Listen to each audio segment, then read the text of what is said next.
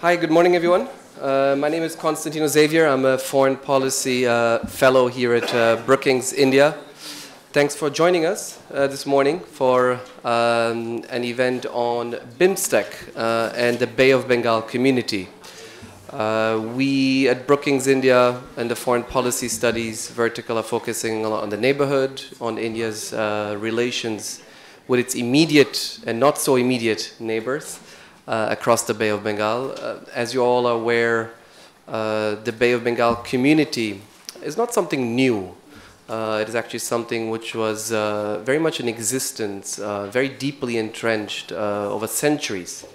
If you think of the flows of people, the flows of goods, the flows of ideas, most of them were actually connecting the eastern coast of India, Bengal, Orissa, to Southeast Asia.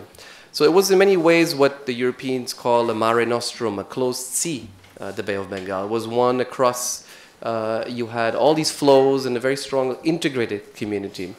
And what's tragic in many ways is that the 20th century, when most of the world actually, increased interdependence after the 1950s and 60s, and particularly after the 1990s, you've had exactly opposing tendency in the Bay of Bengal. We had a divergence and actually barriers coming up, and the end of those flows and the end of this Bay of Bengal community in many ways. New borders being established as barriers, not as connectors. One example I like to give is if you look at just simply the shipping and airline connectivity across the Bay of Bengal, it was higher in the 1950s than today. It was easier to cross from Chennai into what was then called Burma than it is today. You have 1 or 2 weekly flights between India and Myanmar today. You had direct flights connecting Nepal to Dhaka to Chittagong until the late 1950s. You had direct Air India flights from southern India into Jaffna, northern Sri Lanka. So you have a history of connectivity which prevails until the late 1950s and is thereafter completely interrupted. It is interrupted in the infrastructure and transportation domain, which I just mentioned. It is interrupted in the security and geostrategic domain because you have Myanmar going into sort of an isolation mode, then later on joining the ASEAN and Southeast Asia. And you have sort of 2 blocks emerging. One is South Asia and the subcontinent, and Southeast Asia. And the Bay of Bengal becomes, in many ways, not even a connector, becomes a barrier between South and Southeast Asia. My favorite fact these days, some of you may have heard me speak about this already, is actually the volume of Indian trade with Myanmar. So India and Myanmar have a border of 1,500, 1,600 kilometers today across the northeast. Now, the official land-based trade between India and Myanmar is little more than what India trades, total trade, with Nicaragua in Central America. So this is really the abysmal state of connectivity we are facing today, and the abysmal state of integration, the abysmal state of cross-border flows between the subcontinent and Southeast Asia. And I'll give you this background a bit to explain that we're really starting from a very low level. I think expectations, especially over the last 2 years since Prime Minister Modi hosted the BIMSTEC BRICS Leaders Outreach Summit in Goa in late 2016. You've had since then a lot of expectations, very high expectations about BIMSTEC. And we should not forget that BIMSTEC exists since 1997, actually founded in Bangkok, Thailand. It had, a very positive momentum in the early 2000s, and then for several reasons, which I think we'll also discuss today, disappeared off the sort of geopolitical, economic, and multilateral map. And it's showing up again now. I think India has taken that commitment 2 years ago.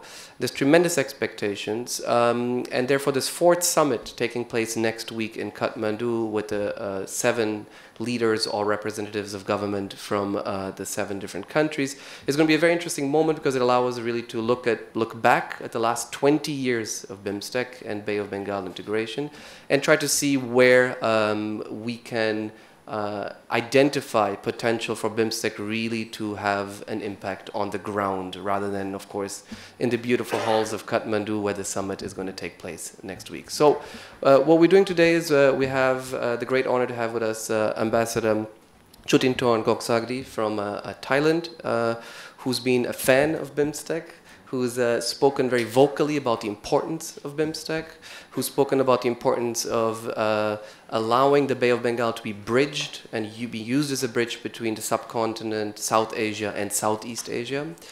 So we'll have him for initial remarks, and then we will have a Q&A with him, which I'll moderate, following which we'll have a panel in which we're trying to feature some of the recent research on BIMSTEC. And I emphasize research because we're very honored to have with us 3 different colleagues from other think tanks, Prabir Dev from RIS, Joyita Bhattacharya from ORF, and Ambassador Rajiv Bhatia from the Gateway House in Mumbai, who have all published new reports and research about BIMSTEC. So let me just quickly introduce Ambassador Gongsakdi. He's, I think, very well equipped to share with us a perspective on BIMSTEC because he was a Director General in the Thai Ministry of Foreign Affairs for Economic Affairs. So his history, his diplomatic career really has had a focus, and including his education, actually, on economics, trade, and multilateralism. He was also the Deputy Permanent Representative of Thailand in Geneva as the WTO. So I think he's really the person here who can give us a very good perspective on BIMSTEC and the important economic agenda of BIMSTEC. Ambassador, may I invite you? Over to you. Good morning, everyone.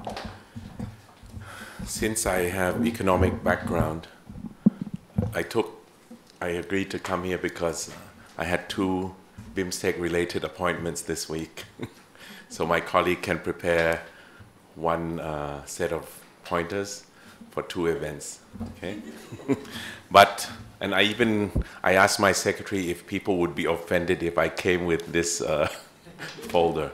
But don't worry, I won't, and since I noticed some people from, like Ambassador Bhatia from the other event, I won't say exactly the same thing, because I can never stay on script, you know, that's the problem.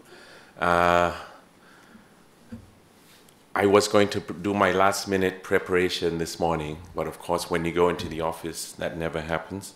So to make it interesting for you guys, I will go by the questions that Xavier sent, you know, so that I can talk about the same thing, but maybe from a different approach.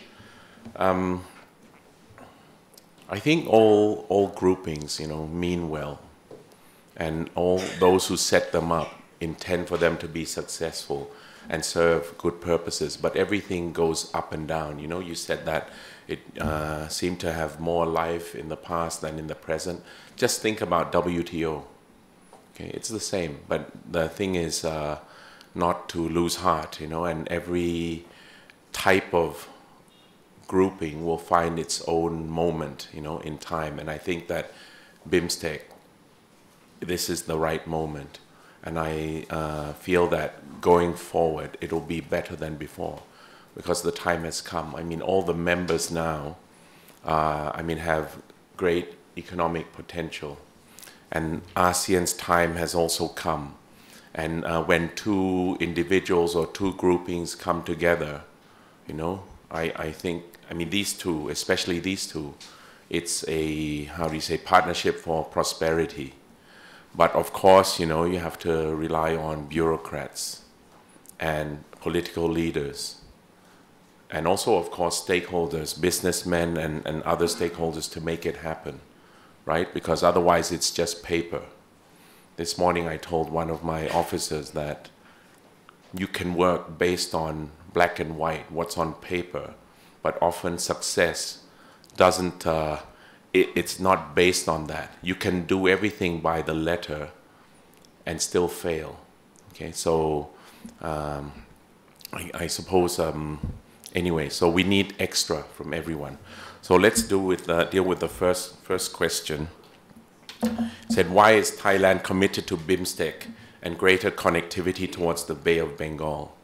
Because we are committed to our economic future, you know, and also political. And India is the future. And then, you know, you have to look at South Asia as one. And one economic space, even though we're not integrated, but it would be convenient, you know. So this is one economic space where India is the engine.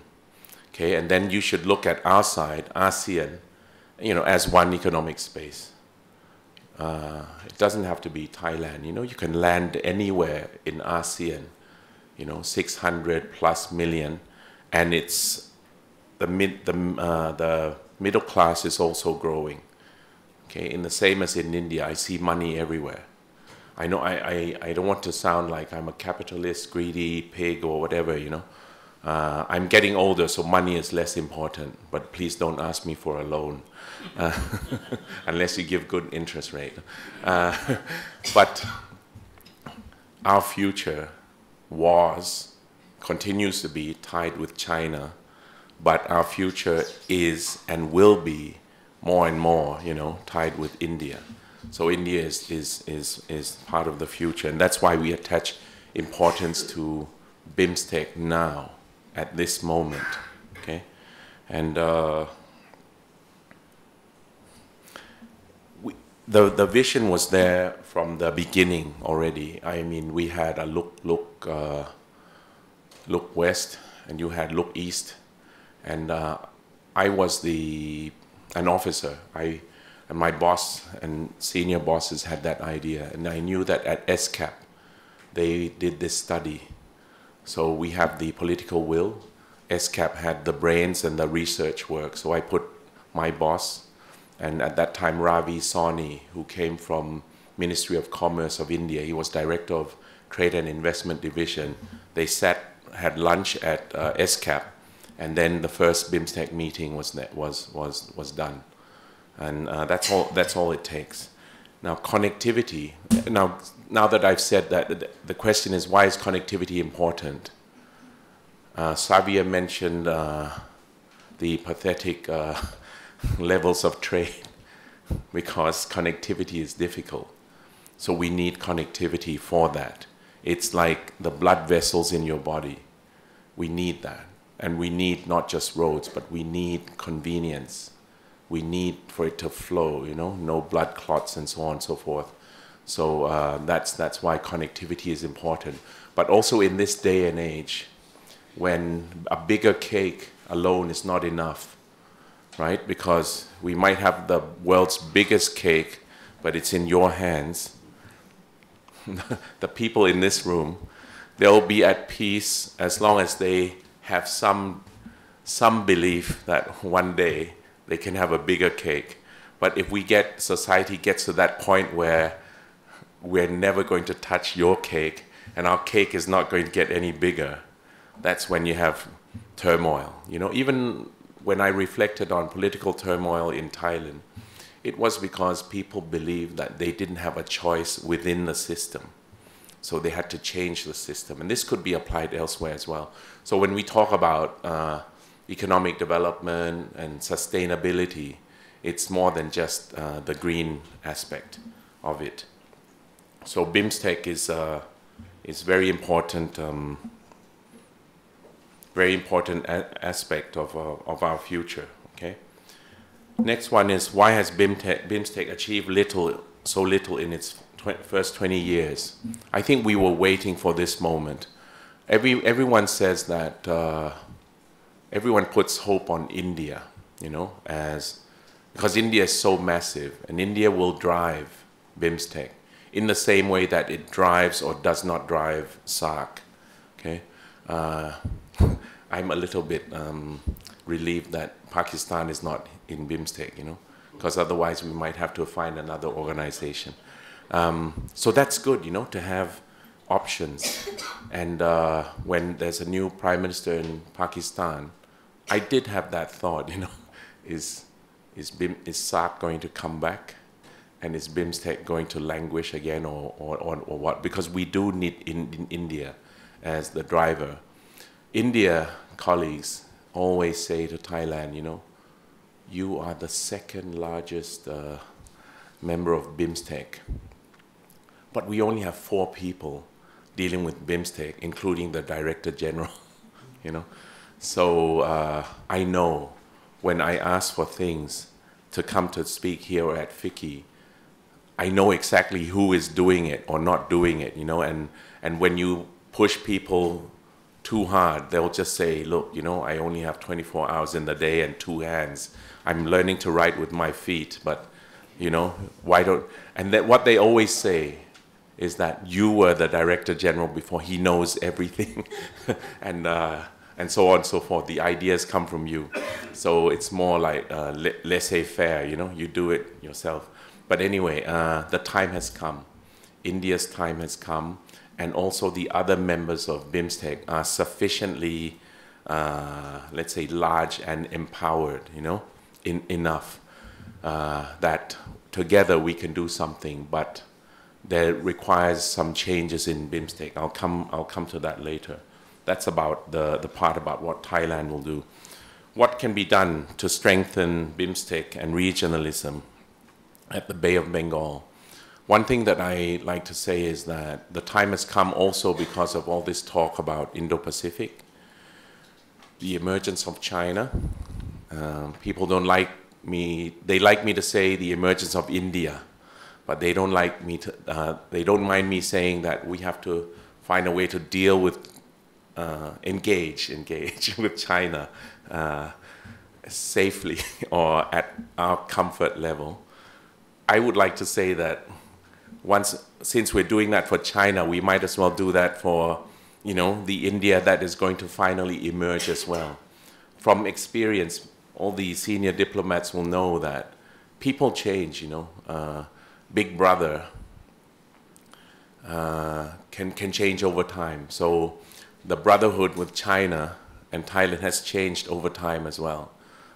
Big brother is a bit more, how do you say, open in what they would like and so on and so forth. And sometimes we have to. And because Thailand has also grown bigger, sometimes we are in the position to do that on behalf of what we call the Mekong countries, Cambodia, Laos, Myanmar, Vietnam, and Thailand. So sometimes we have the job of saying on behalf of everyone else, no, okay? And we've done that, and it's tough for people that go to those meetings. But anyway, I hope that India will remain the same, okay, forever, be a nice big brother. But anyway, we need to find a way of dealing with the emerging powers in this region, Indo-Pacific. And one way is to be part of regional groupings, strengthen numbers. Okay, I mean, that's why multilateralism is there, because one-on-one doesn't work.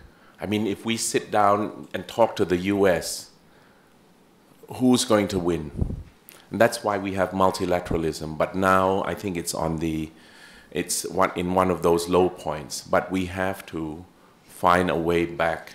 And you know, one of the areas of reform that we have to do, that people are saying, but of course, you know, we might not know the best way out, is how to reform multilateralism so that the big guys don't feel that they are being cornered all the time, but that the people like the smaller countries still have, you know, an avenue, and we can work together. But anyway, so in the meantime, BIMSTEC and so on are important. So that, let's say in BIMSTEC, everyone else minus India might be able to, you know, gently steer India into a corner and say, you know, why don't we do this, that, and the other, you know? We can have some say in this region. The other one is that organizations like BIMSTEC and ASEAN and so on can be part of, you know, if it emerges, you know, the Indo-Pacific regional architecture. We want BIMSTEC to have what the Thais say, a unique competitive identity. Unique meaning, yes, BIMSTEC, you know, is not anyone else, but competitive meaning that people want to ask, what do you think in BIMSTEC? Maybe it's not important for India, but it's important for everyone else that is not India. And it's important, you know, for Thailand, we would be happy to be heard in ASEAN, but also in BIMSTEC and others, you know. So that's why BIMSTEC is important at this time. What can be done to strengthen BIMSTEC? Okay, so the things that we are working on is, one, I believe it will come out, you know, but master plan on BIMSTEC connectivity. Because, and I've said this before, connectivity, there doesn't need to be any end to connectivity, you know. You don't need to stop at Myanmar, you know. Why don't you go right to the edge of the continent or whatever? So from the very beginning, when ASEAN had its own, you know, master plan on ASEAN connectivity, we took that to APEC. APEC has it's not called master plan, you know, I can't remember. And it's in something called ACD as well, Asia Cooperation Dialogue, 34 Asian countries. That is less well known than BIMSTEC, you know, so BIMSTEC is not the least well known. Okay, that one we also started, but the vision is like an EU for Asia, because Prime Minister at that time, who's now a fugitive from justice, maybe he's in the next room or whatever, his vision was that he saw the Europeans, you know, together as EU, and then he looked at what we have in Asia. There's so much complementarity, but there's also diversity, you know. And if we can unite Asia or come together in some way, you know, basically economics, then how much can we achieve? But it's hard. But it's one of the most fun meetings, because you have the Asians, you have the Central Asians, you have the Middle East, and the most, I have to choose my words carefully, the ones that give me hard work, Middle East. But it's so much fun to see the little, you know, the dynamics within, you know, and so on and so forth. I mean, so much lobbying that we have to do. The Asians are nothing. Anyway, so that's one, the master plan on connectivity. The other one is that they have 14 areas of cooperation. Now, my 4 people, including the Director General, they're not going to, you know, just manage these 14 areas. And when you go back to capital and you have so many regional groupings, let's say your Ministry of Agriculture or something, you know, usually it's Ministry of Transportation because of the connectivity. They say, look, you know, I would love to go to all these destinations, but I have my regular work inside the country. Imagine you were India, right? And then to go to all these, so everyone is stretched. And then we have to do the Singapore model, prioritizing. And you know, we talk the talk, we just say this, and people start doing that. So they say, I'm not going to go to BIMSTEC or whatever. I have to see what is my priority. So that's the problem. So it's stretching people too thin to have 14 areas. So now we're going to reduce it to 5. Thailand has proposed that. And the 5 pillars, you know, connectivity, surprise, surprise. These also represent our priorities. Trade and investment, you know, first we have the cake. People-to-people contacts. People-to-people contacts will now be broad enough to cover, you know, I have it here somewhere, but it's things that don't fit into the others, you know. It's broader than just tourism and culture. It might be human resources development and so on. And then the other one, the other day people misunderstood me. This is the next one, the 4th one, it's all one, is counterterrorism and transnational crime / security. This one has emerged, you know, it wasn't there in the beginning of BIMSTEC because, I mean, to discuss these issues, you're inviting for trouble, you know. But now, in this present world, everyone wants to deal with this. And even in BIMSTEC, it's a growth area of our cooperation. So we've had the national security advisors come to talk together. I think that's great because you know that all these terrorism, crime, they've gone transnational. So, you know, it's not, how do you say, sufficient, you know, to deal with these things on country scale. And then, of course, science and technology.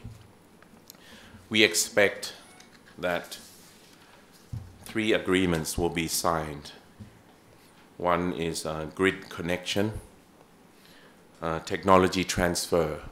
I haven't read the agreement, you know, because I don't believe that you can,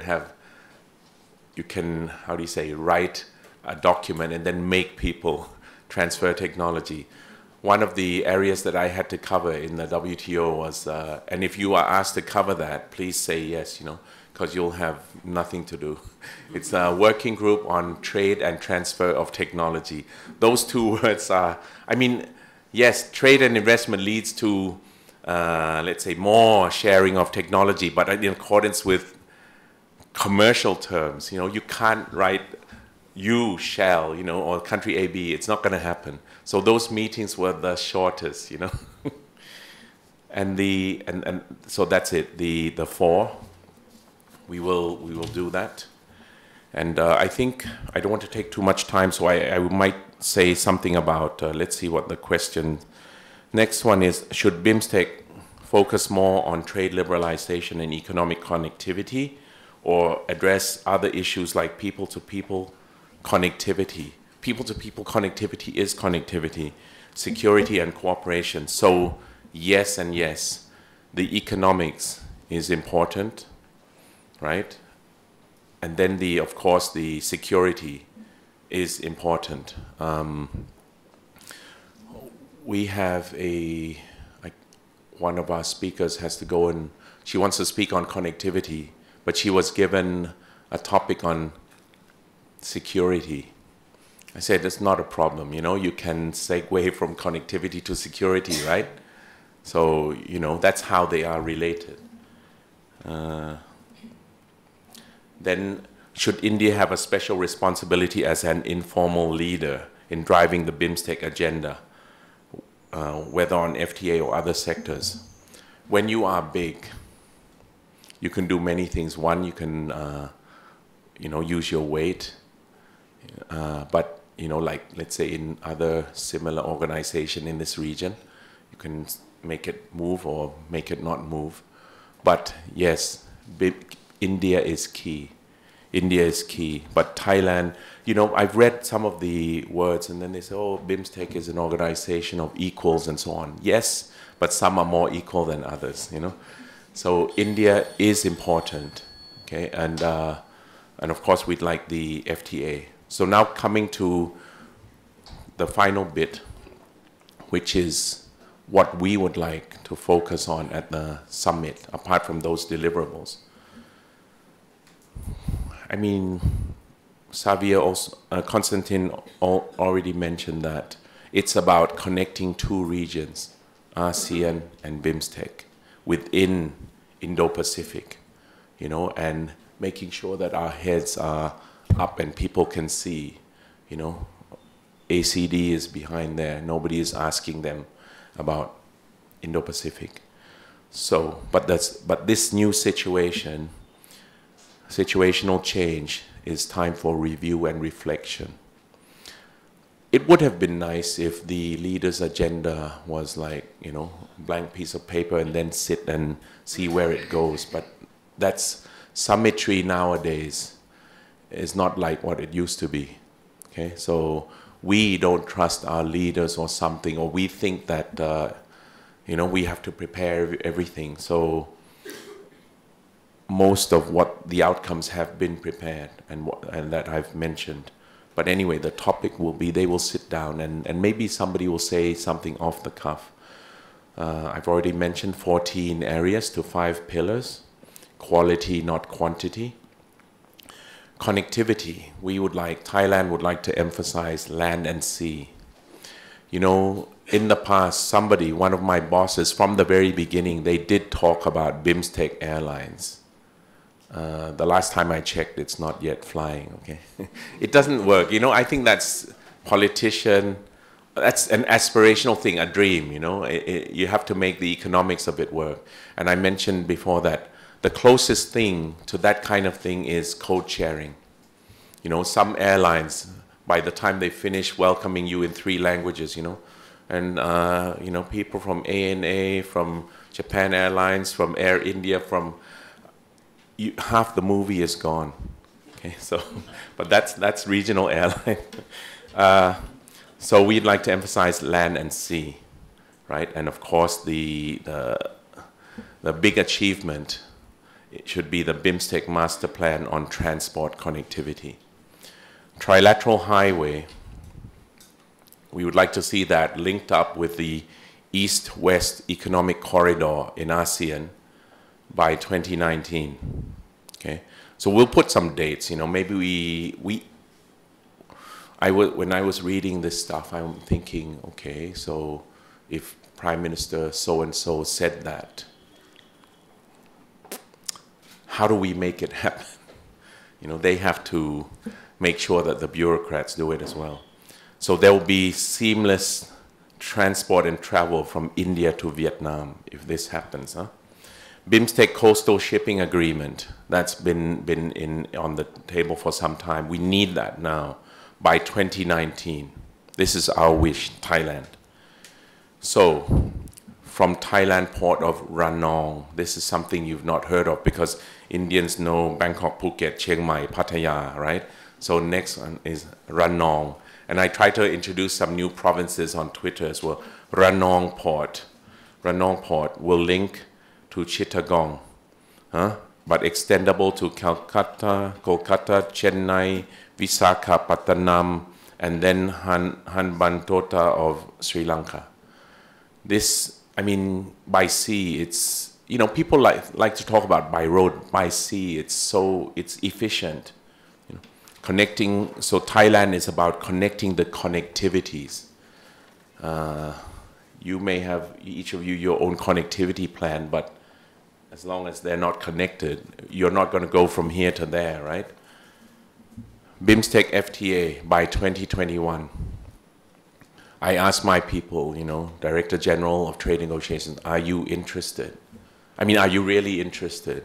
She said, if they're interested, I'm interested. No, and then she seems to have the impression that India's focus is on RCEP, Regional Comprehensive Economic Partnership. But anyway, so we would like to see that by 2021 when we will be the chair of BIMSTEC. Okay, we're the chair of ASEAN in 2019, 2021 BIMSTEC, 2022 APEC. For APEC, I've said it so many times, not much response from India. I would like to see India join APEC. I've asked Secretary East, ma'am, are you seriously interested? Yes, I'm interested. But there have to be things that you do, you know. You have to have some kind of track record, you know. We can talk about that later. On the FTA, we can try with an early harvest, okay, of low-hanging fruit.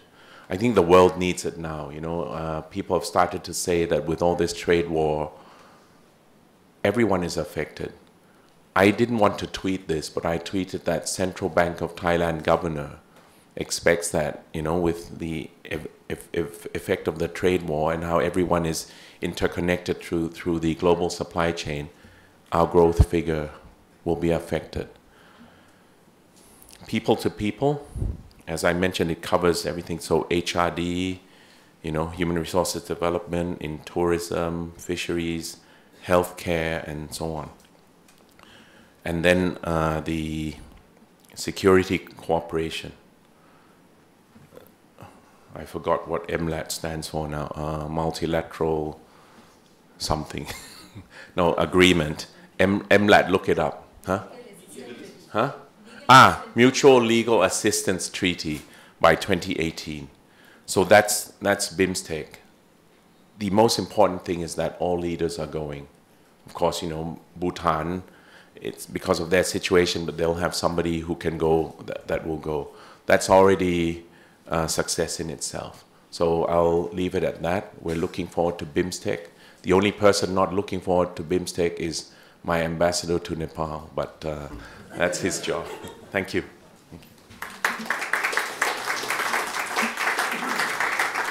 Yeah.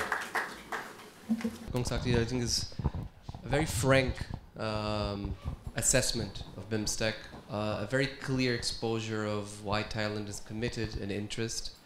a realistic, I think, view of the challenges BIMSTEC has faced so far, and also I think a very optimistic, despite all that, perspective on why the time has come now, why there's a confluence of interests and drivers which have brought BIMSTEC back into the limelight, in particular India's commitment, as you mentioned, which has that special responsibility as a bigger country, which has not always, I think, put in the energy which was necessary, now is committed to doing that. I'll just start with a quick question before we open up to other questions, which is, I mean, let me talk about the issue which you mentioned, which is China. And just for the benefit of people here who are always interested in a Thai perspective on geopolitics and the changing geopolitics in Asia, you mentioned the importance of multilateralism as a way to structure relations with bigger powers. In the Mekong-Ganga region, in ASEAN with China. Here in South Asia, you obviously have a similar dynamic with India often taking a lead, trying to nudge, sometimes even pressure smaller countries around it, not to get too close to China or cautioning them. But you certainly were also aware that ASEAN suffered recently with the changing geopolitics. We've seen China taking a lot of pressure on certain ASEAN members to weaken multilateralism and your processes of consensus decision making. Could you share with us a bit of perspective on, is it really worth investing in multilateralism? If you have China more interested in a bilateral approach with several countries, is it even worth putting the energy into multilateral initiatives and how to deal with this China? Yes, number one, China and India are facts of life, Let's say these two gentlemen are the biggest bankers in the room. Somehow, everyone will have to engage with them, okay? So it's like some of our companies, a company that's recently been registered in India, SCG, they're big in Vietnam, they're a Thai company. Their regional strategy used to be ASEAN. Now their regional strategy is ASEAN plus India and China. So we have to, our economic survival, or let's say economic prosperity, depends on these markets. And I think we do deal with them bilaterally, but for other more difficult issues, it's better to deal with them multilaterally. I think you do both. You do both, and anyone that says that they only do one or the other, it's not true, okay?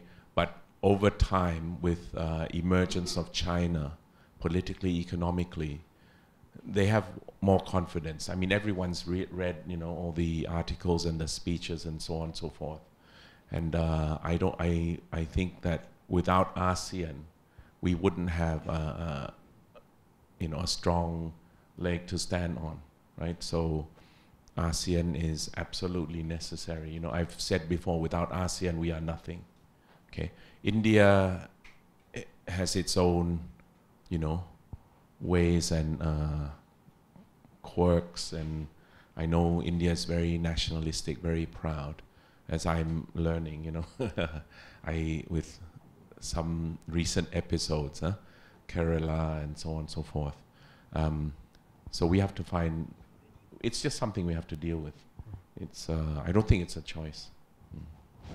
And is there, in Thailand, could you share the perspective in Thailand? And you hear many of the smaller countries saying, we have a very strong China now, and a very strong interdependence, economic, you spoke about business, dependence even on China, on trade relations. Is that a reason why there's also more interest in Thailand in South Asia, in BIMSTEC, and sort of balance China a bit and increase your own bargaining power? No, we're interested in the money. I know. It's to balance China. Traditionally, it's been more the other players, the Americans, the Japanese, and so on and so forth. We haven't. Can you imagine if I had to handle, an organization or an entity with China and India in the same place? It's not. There's some sensitivities there. So but yes, as China matures and ages, India will come up, you know. So yes, you can say that, you know, counterbalance or whatever, but Thailand, we're not concerned in the same way as others. Like for smaller countries, it might be like the Americans will say, give people a choice, you know, to sort of have more diversity, that, you know, your economy is not 90% supported by China or whatever, you know. We don't have that concern ourselves, okay? And we want that in this region. I think we want the same principles as everyone else, you know, peace and so on. We don't want dominance by anyone. I don't particularly feel that we are threatened by China, but for countries to have more broader choices, that's good. But the point is, sometimes when the only choice is China, what would you do? Would you rather go starve of food and of development, or would you go to the bank that is there? That's why, so the Americans, they also have to they are trying to bring more funds into their diplomacy.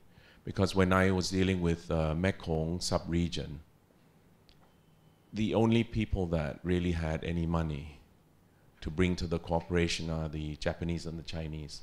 The Americans have a lot of good ideas and so on and so forth, but they're not the ones who will bring the cash, okay? And that's changing, okay? So, and now you have many more in multilateral banks, so where for choice is good. But I remember, even for Thailand, you know, one of our rail projects, China gave lower interest rate than Japan.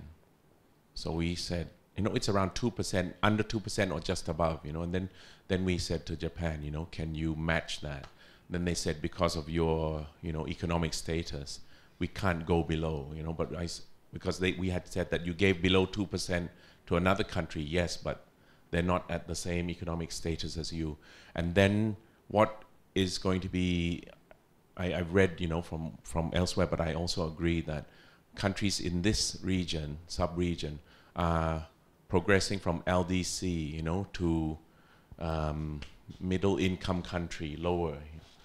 And by doing that, they will lose a lot of, let's say, privileges, or, you know, that they used to get. And that is hard, you know. So that's another challenge, that everyone has their pride, but if you used to get, you know, I don't know, $1,000 each month because you were poor, and now you've done better, you know, you've moved up in this organization, and that 1,000 is gone. That 1,000 is still a big hole in your pocket, you know, because that 1,000 used to go towards a lot of things, and that will be the case with a lot of countries that are graduating. And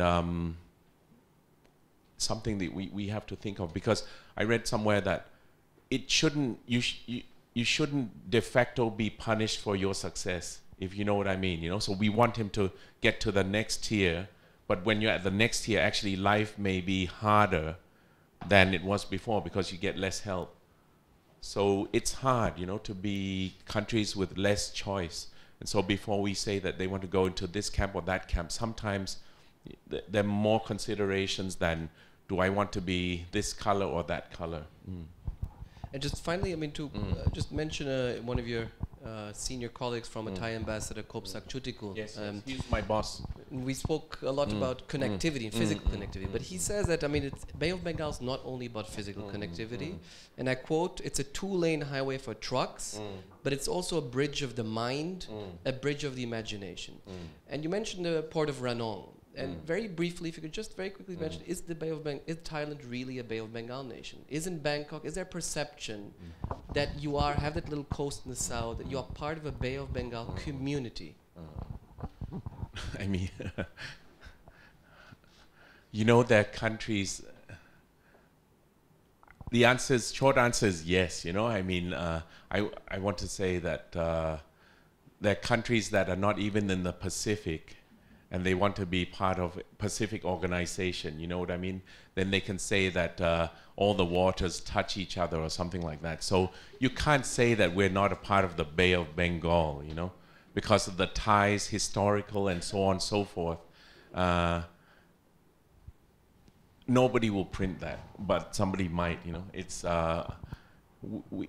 the links go back thousands of years. The coronation of our king that is going to come up. I've sent material, I've sent gold thread back from here, you know, and our kings have visited India way before, you know, in the past. And I mean, we are a Buddhist country, and then Indians say, why is the name of my office Sri Ayodhya, you know, Sri Ayodhya Road? Why do we use Buddhist years, you know, instead of Christian years and so on? So you can't, and we will fight you till the end, you know, if you want to kick us out of BIMSTEC.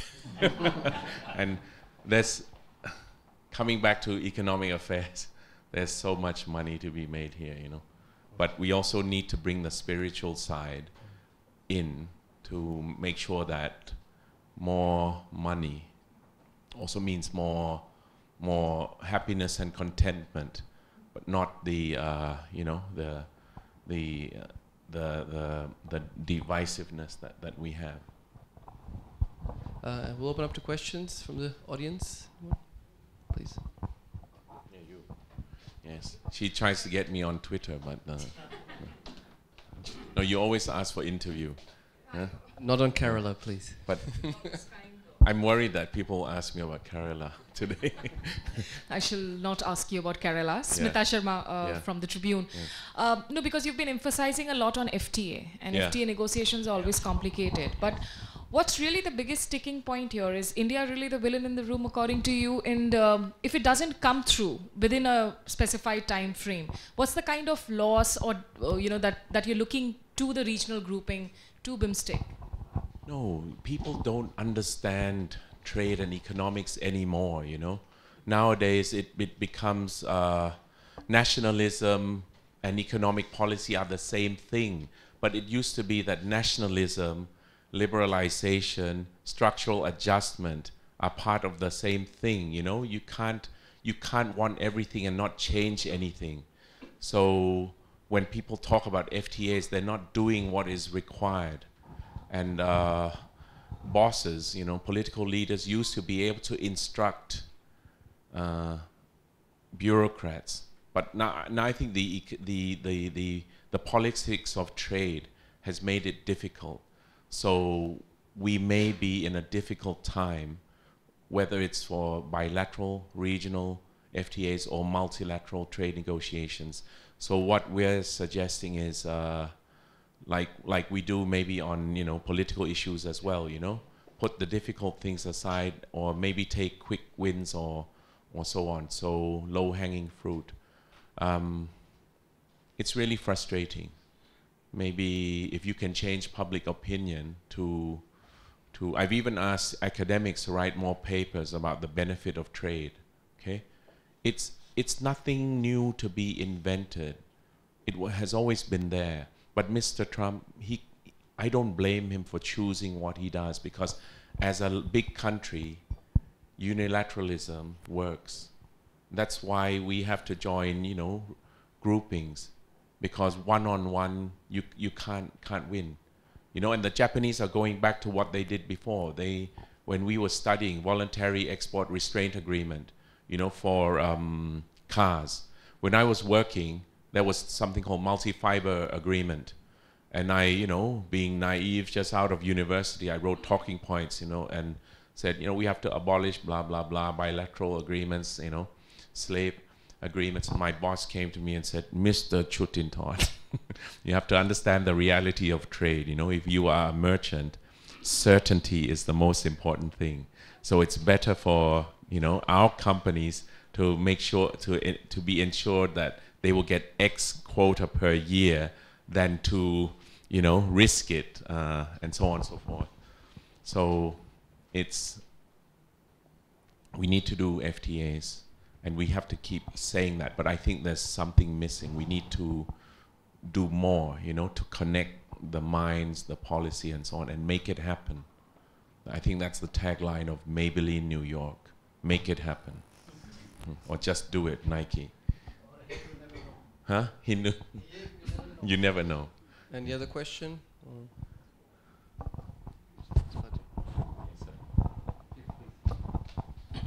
Thank you very much, Ambassador. It's a pleasure always to listen to you. We are listening with attention what you say as the Thai approach on BIMSTEC, which is very positive.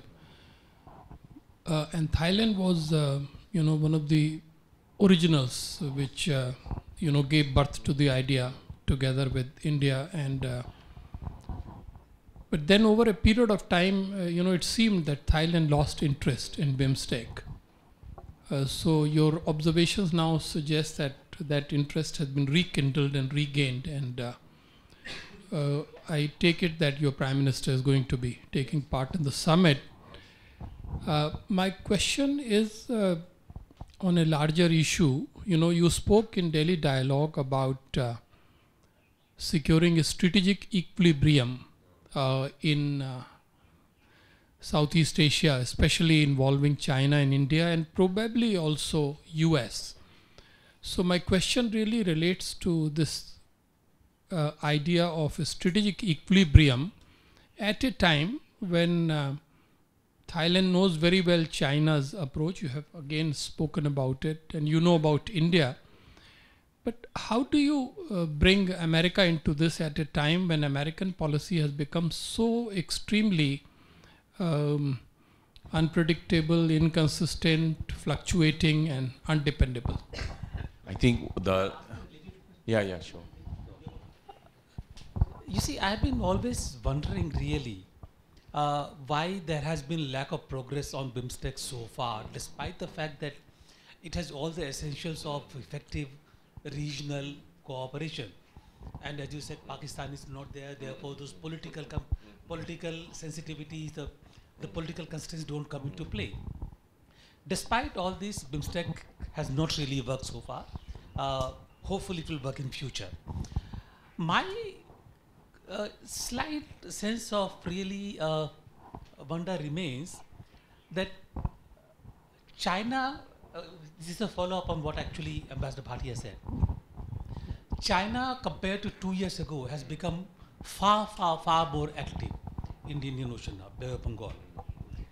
Can BIMSTEC really ignore the fact that China is there as a part of the strategic equation? And can we think of no BIMSTEC without China? Without China. And Thailand, I believe, in the past has, if I could be wrong, but my recollection is that Thailand has, in a very guarded manner, said that maybe we could think of it. So what is the position now? Yes. There's a question there, related or not? Related? Hinaka, very short, please. And then we'll take the last answer. Ambassador, I'm Dinako Peri with the Hindu newspaper. Yeah. You mentioned about the Indo-Pacific and the security dimension. So from within the grouping and upcoming summit, so what is the specific things you're looking at? Are there any contours of discussions on the security dimension? Okay. If I can remember, this Brahmi is not working for me. They said it improves memory. My wife's memory improves. Maybe she's giving me something else, Okay, first of all, in Delhi Dialogue 9, my Vice Foreign Minister of Foreign Affairs came. Then we had what I call power lunch, with academics and so on at my place. And then people say, basically what he said is, rather than, they asked him, why don't you keep such and such out of Southeast Asia? Can you imagine how difficult that would be? So ASEAN's approach has been to, have everyone in the region and counterbalancing each other out.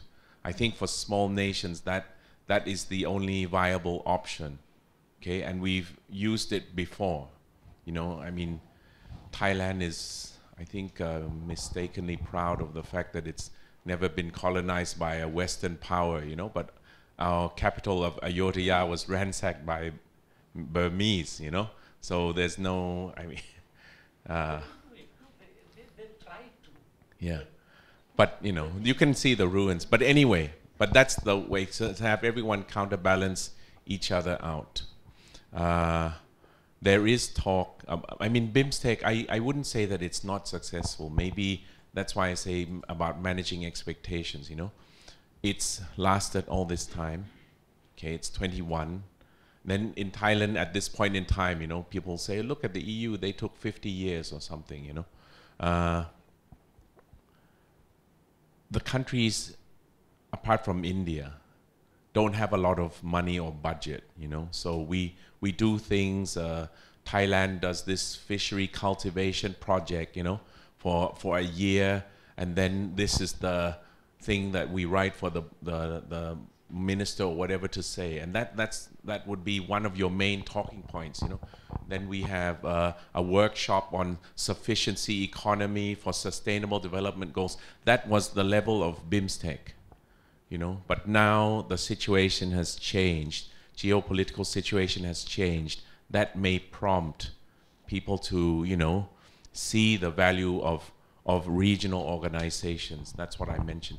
I read somewhere that one of the questions that BIMSTEC has to deal with because of the lack of, you know, is whether to engage external players in others, like in the Mekong sub-region, CLMTV. We have US, Japan, Korea, the French, and so on as, you know, and others as dialogue partners. Okay, so if this question came up, I don't know. I think India will be one of the more important voices to be heard, you know, because you can argue that everyone else is already engaged with China in one way or another, right? But this is one issue that will be discussed: engaging external players, because, you know, nobody used to mention about BIMSTEC in the context of the Indo-Pacific, but the US has, and this lady that's visiting now, I remember the other day, you know, she also mentioned BIMSTEC, you know, in the context of the Indo-Pacific. So that's why the time has come, but then are we up to it?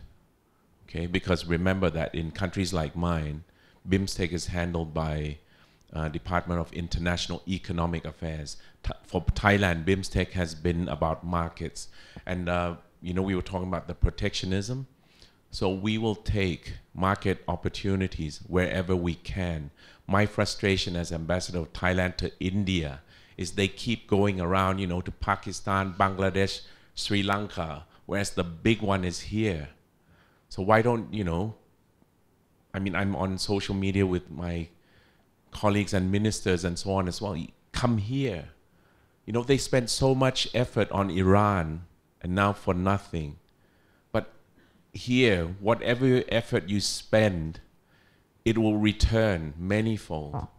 Okay? I think, I don't know if I answered everyone's question, but what was your thing? Security, just on, I think security. I think you security, it's become a new topic in BIMSTEC, okay? And then bilaterally and let's say multilaterally, countries are talking, you know, like with Thailand, we are being, how do you say, courted, let's not say pressured, to do the Thailand, Singapore, India naval exercises. We do so many exercises already, you know. They're short of budget, but a lot of this thing is going on. Okay. Thank you, Ambassador. I think for your frankness and openness in a very open discussion, I think, which is very educative for all of us. And I hope you'll be back at Brookings India at some point, because we want to focus. We will keep inviting you back, sir. Thank you very much. We'll just jump immediately into the next panel. Dhruva Jaishankar Makau is going to moderate. Please join me in a round of applause for Ambassador.